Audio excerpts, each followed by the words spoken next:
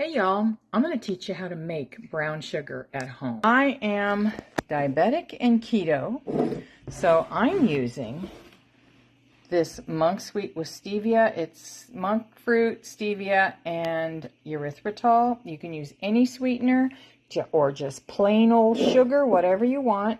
I want a quart, so I put this in a quart jar, dumped it in there. So I am using black strap molasses. You can use any kind of molasses you want. The reason I like black strap is because it has less carbs, less sugar. It's still sugar though.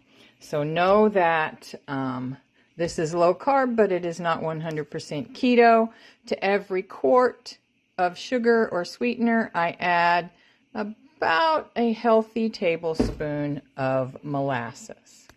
Okay, so I put my whisk attachment on. And you can do this, you can do it with a whisk in a bowl. You can do this any way you want to, but I just find this easier. I can get it started and walk away and just let it go. And it's going to take a little bit of time for this to all incorporate well. Just let her go and let her get all mixed in there.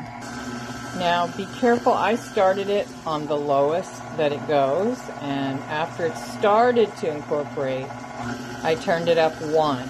You don't want to turn it up any higher than that, or you're just going to get a cloud of smoke of sugar or sweetener.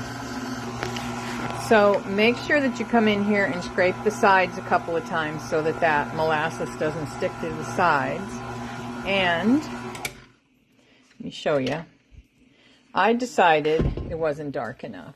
It was really light brown sugar. So I added a second tablespoon. So 2 tablespoons per quart of sugar or sweetener makes a nice, rich, dark brown sugar.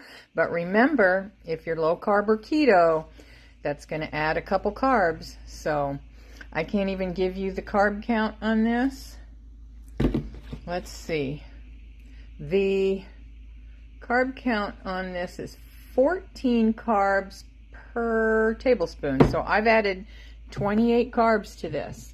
So, you know, it's something we use sparingly, and, you know, you use a half a cup or whatever your recipe calls for at a time. And there you have it. Let's see if I can get it out so you can see it better. There you go. Beautiful brown sugar, whether it's sweetener or whether it's actual sugar. And something I wanted to add to that is, like most sweeteners, I mean, some sweeteners are 1-to-1, but the ones I'm using, this monk sweet, is half as much. Pure, I use sometimes, P-Y-U-R-E. It's only half as much, so it's twice as sweet as regular sugar. So I've added to this quart 28 carbs, but if it calls for a half a cup, I'm only using a quarter of a cup. So these carbs are spaced out pretty well, so I'm not concerned about them at all.